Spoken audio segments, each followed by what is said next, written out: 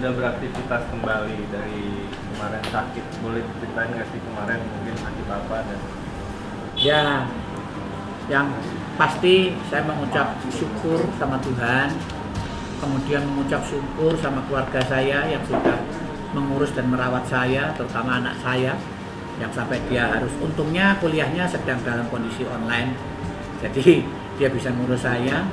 Terus yang nggak kalah pentingnya, sumbangsih daripada khalayak masyarakat Indonesia, ada dari Trans 7, ada dari MSI, ada dari Paguma, ada dari komunitas Surabaya, ada dari Arisan Konco Desmo, banyak ya. Yang perhatiannya itu bukan cuma doa dan support, tapi sampai ke masalah material, sampai ke secara materi. Bahkan yang lebih pentingnya lagi, Pak Ketum GPAN ini juga sumbangsihnya besar sekali. Dari mulai saya awal masuk rumah sakit sampai saya keluar itu terperhatikan oleh Pak Siswandi sebagai Ketum GPAN. Jadi itu untuk sementara ini saya belum beraktivitas yang sesuai dengan profesi, karena ya memang kondisinya masih dalam tahap terapi ya, terutama kakinya masih, karena kamu kemarin di rumah sakit nggak turun sama sekali, jadi posisinya diranjang terus, jadi begitu keluar kaku kayak orang belajar jalan lagi, makanya diterapi terus. Itu melakukan terapi apa sih dokter? Ya, Terapinya seperti apa sih? terapinya terapi fisioterapi. Oh. Nah, jadi dari saya minta tolong dari petugas fisioterapi, jadi terapi medis, dilatih kakinya terus jalan nampak pelan-pelan, tapi belum bisa dilepas diri, masih tetap pegangan, karena kalau masih gemeter, jadi posisi pijakannya belum kuat. Kalau untuk paru-parunya, dokter yang nangani paru-paru sudah mengatakan clean, sudah mengatakan sehat, tinggal menghabiskan obat juga tadi terakhir, obat paru-parunya minum terakhir tadi. Selebihnya ya internis, karena memang saya punya sakit bawaan, diabetes, itu sekarang lagi ditangani. Mudah-mudahan ya nanti makin sehat, terus bisa beraktivitas menghibur lagi. Berapa lama lagi Mas Polo mungkin terapinya akan dijalani? Paling seminggu 2 minggu lagi, 1 minggu 2 minggu lagi, karena saya juga secara kebetulan udah ngasih jawaban sanggup untuk syuting di satu televisi. Ya mungkin nanti pelaksanaannya seminggu atau 2 minggu ke depan. Tapi teman-teman kemarin waktu sakit katanya nggak boleh ngejenguk ya? Iya, karena saya waktu sakit itu 2 minggu saya ditidurkan itu 8 hari. Ditidurkan itu 8 hari, jadi ya dibesuk atau siapa-siapa yang hadir saya nggak sadar sih ya. Namanya juga ditidurkan. Dan memang posisinya posisi di ICU, jadi nggak bisa dibesuk. Pas begitu udah 10 hari, udah di ruang rawat, baru bisa. Kalau ini kan proses penyembuhan ya, ada larangan-larangan nggak sih, pantangan-pantangan? Saya sekarang ini cuman bisa makan nasi merah, brokoli, kemudian pakcoy atau sawi hijau itu, terus baby buncis, lauknya cuma telur sama ikan salmon. Air minum ya air putih, nggak boleh yang lainnya. Udah itu aja. Tapi Yang lain sementara ini belum sampai menunggu posisinya betul-betul stabil, baru nanti belajar makan yang lainnya. Tapi ngerasa berat nggak sih Mas ngejalanin proses ini? Maksudnya kan jadi nggak boleh makan ini itu gitu. Ya ini kan sebuah konsekuensi. Hidup ini kan konsekuensi, ya kan? Kalau bilang berat ya, waktu sehat kemarin kan saya juga nggak mikir beratnya sekarang. Seenak-enaknya makan kue buas, ya kan, rokok kue buas. Nah ini saya juga mau menghimbau, ternyata memang sehat itu mahal banget.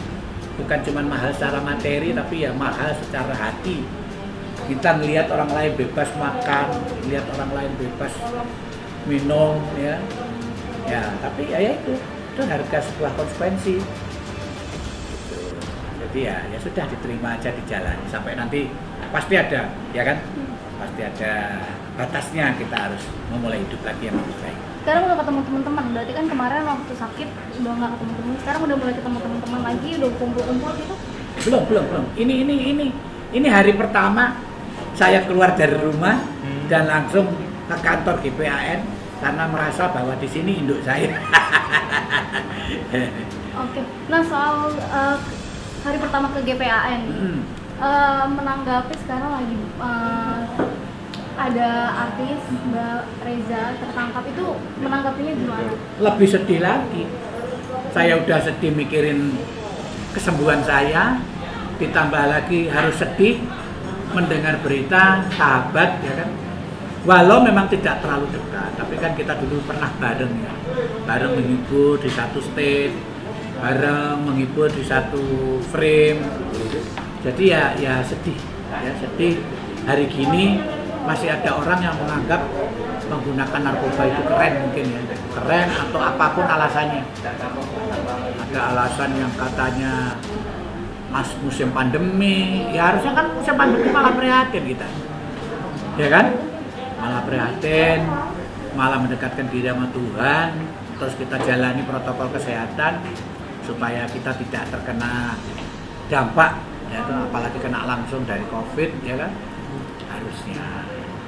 Jadi saya pikir ini sebuah kebodohan, apapun alasannya. Orang yang masih menggunakan narkoba sampai hari ini adalah kebodohan. Ya, orang bodoh yang fatal di dalam dia menjalani hidup, apalagi menggunakan bahasa khilaf. Ya kan, khilaf kok nambah, khilaf kok beli terus. Ya, nah itu. Oke, itu berarti berdasarkan pengalaman Mas Kola sendiri ya. Untuk saat itu. Jadi Mas Kola gimana sih, memang jaringan narkoba masuk ke dalam artis ini memang banyak ya? Kalau sudah bicara jaringan ini kan berarti sudah suatu organisasi, sudah satu kelompok yang memang dengan berbagai ya kan, ya ada strategi, ada manajemen, ada pemasaran ya kan, yang semua itu sudah terkoordinir dengan baik. Jadi narkoba ini bukan cuma masuk di lingkungan entertain, sudah masuk ke semua lapisan. Tahu sendiri kan, ada pejabat, anggota dewan, ada pendeta, ada kiai, ya kan, ada ustadz yang sampai terkena itu kan berarti, ya kan. Tapi kita nggak boleh katakan itu hebat, yang akan membuat kita lemah. Itu yang memang harus jadi tantangan kita untuk memerangi. Karena kalau kita biarkan itu berjakit di negara ini, terus masa depan anak cucu kita, generasi kita mau jadi apa? Melihat anak-anaknya, apalagi perempuan dan masih remaja, bagaimana Mas kalau melihatnya? Dia sedih, pokoknya dia sedih. Ini judulnya kalau saya bilang sedih banget. Karena apa? Seniman ya, apapun profesinya, apapun kelompoknya, mau itu pelawak, penyanyi, band, ya, pemain musik atau apapun, ini kan panutan. Public figure itu yang memang jujur jadi panutan.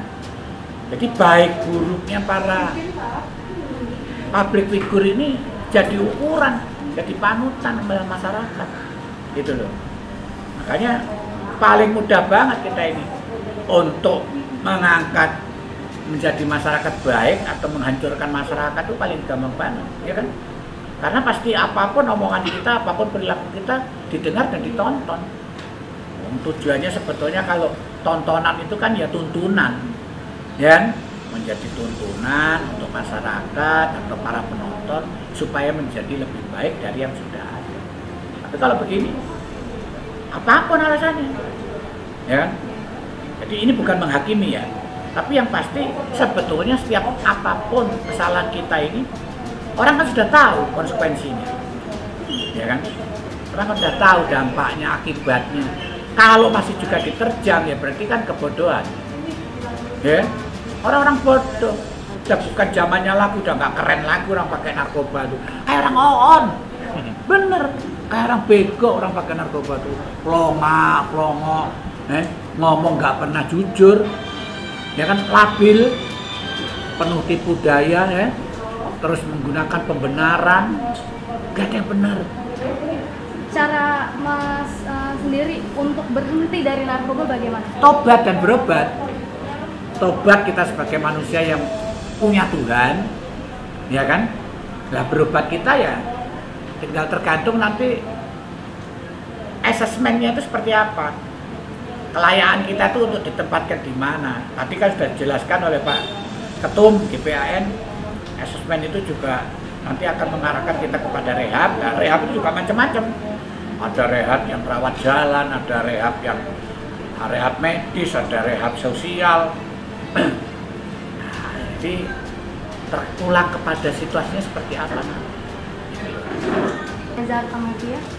Semoga ini menjadi satu momentum kali yang terakhir untuk kita membodohi diri kita sendiri, untuk menjadi bodoh. Ya, ini momen terakhir sekaligus momen yang boleh menjadi tantangan ketika selesai nanti jalanin ini semua. Ayo, kalau perlu bergabung sama GPAN, ya kan? Kita selamatkan anak bangsa dengan cara memberi pemahaman, dengan cara memperjuangkan bagi yang pengguna atau pemakai untuk direhab. Ya, karena orang pakai narkoba itu pesakitan atau orang sakit yang bukan dihukum.